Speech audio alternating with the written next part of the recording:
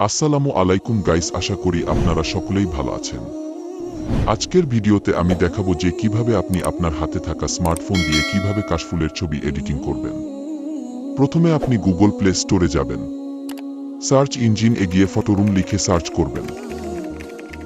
প্রথমে যে সফটওয়্যারটা আসবে সেই সফটওয়্যার লোগোটা দেখে ডাউনলোড করে নেবেন। তারপর আপনি ফটোরুম অ্যাপে প্রবেশ করবেন।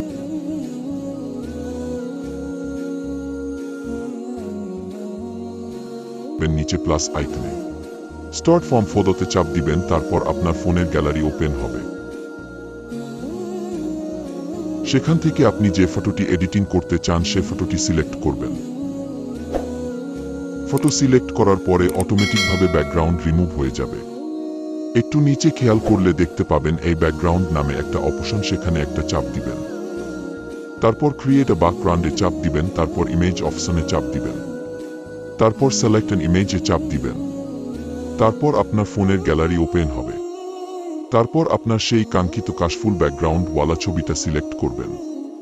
সিলেক্ট করে কিছুক্ষণ অপেক্ষা করুন। তারপর দেখতে পাবেন আপনার ছবি কাশফুলের ব্যাকগ্রাউন্ড এডিটিং হয়ে গেছে। তো এখন ডাউনলোডের পালা। তারপর একটু নিচে খেয়াল করলেই দেখতে পাবেন এক্সপোর্ট নামে একটা অপশন, সেখানে একটা চাপ দিবেন।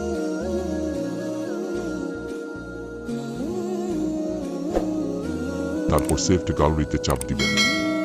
আপনার ছবি গ্যালারিতে সেভ হয়ে গেছে। ধন্যবাদ। আজকের ভিডিও এ পর্যন্তই। সবাই ভালো থাকবেন, সুস্থ থাকবেন। দেখা হবে পরবর্তী ভিডিওতে। আসসালামু আলাইকুম ওয়া রাহমাতুল্লাহ।